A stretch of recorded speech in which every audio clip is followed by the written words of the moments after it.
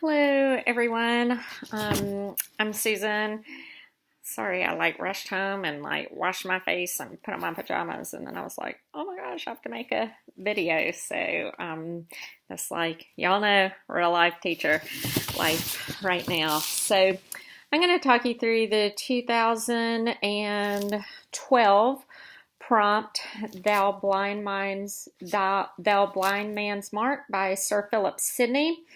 So this is the next writing that we're going to do. It actually works out perfectly for my class because we're doing some work with older poetry and older text in general.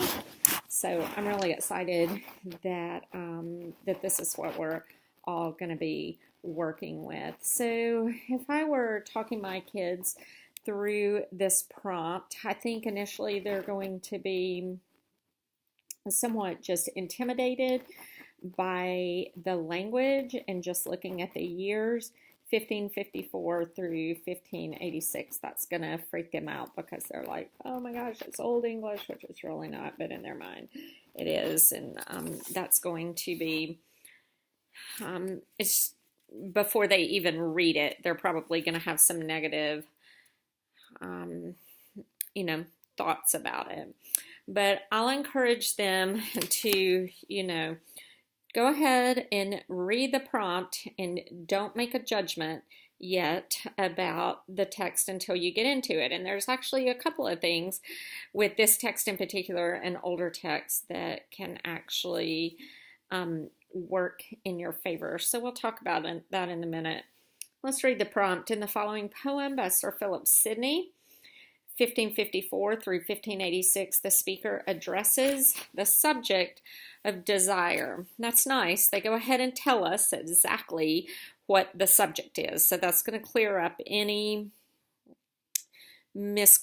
confusion about the poem. And typically, if College Board is going to give an older text like this that might be complicated, they'll go ahead and in the prompt give students they'll do some of the legwork for them. This is what it's about. So students don't have to read it and try to figure out what it's about. Read the poem carefully, then write a well-developed essay in which you analyze how poetic devices help to convey the speaker's complex attitude toward desire. So really what we're looking for is what makes the speakers or the persona, what makes the speaker's attitude about desire complex. So we would probably talk about what does complex mean. It means maybe contrasting, conflicted, complicated, multifaceted, several different layers. And so I would probably we would probably brainstorm just some different synonyms for complex, but it's not going to be something that's easy. It's complex. And so that means good and bad. Like the poem, it's going to be complicated, but that's good if they don't necessarily understand all of the poem when they read it because they're wanting to write about the complexity of it.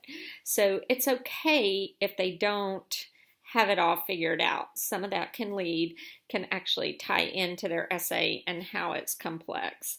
And then when they're analyzing that, they can take into consideration some of the poetic devices that the author uses. So a couple of things that I would coach my kids on before they started writing. First, we know that this poem is a sonnet.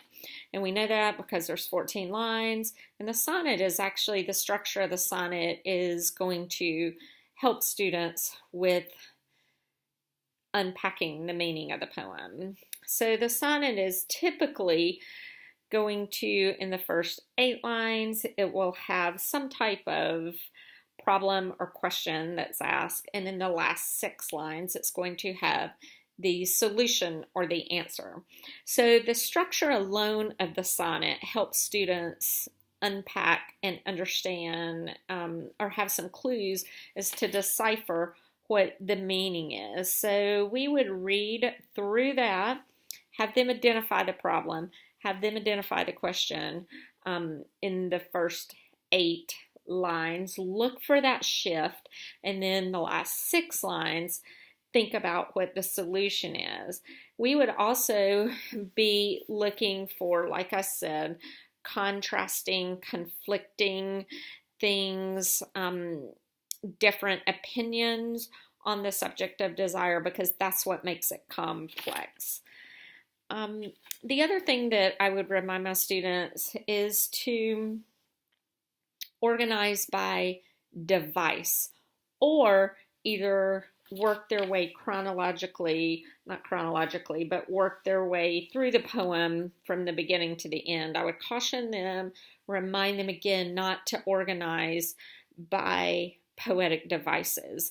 Those essays in general tend to stay in the 6 range, maybe a 7, but usually and again, if it's your weaker writers, that structure may help them to organize by device, but I really encourage students to organize by insight. So for example, what is an insight? What is one of their thoughts on why this is complex? That becomes your topic sentence, and then you can pull the devices in to show that.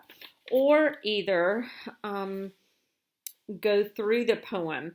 You could do, since this is a sonnet, do the first 8 lines. This is the pre-shift, then this is the post-shift.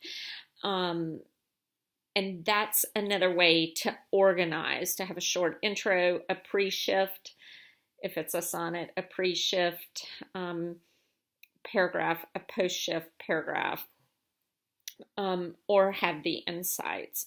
So I would encourage my students to organize their essay that way. So go ahead and have your students write the essays and upload 3 samples. And you don't have to upload the whole file that you turn in, but do just 3 individual samples that you'd like to discuss, and we'll have those uploaded and ready to go by our next session. Hope that's helpful. If you have any other questions, feel free just to reach out to me or Lori or Cindy, and we'll be glad to help you.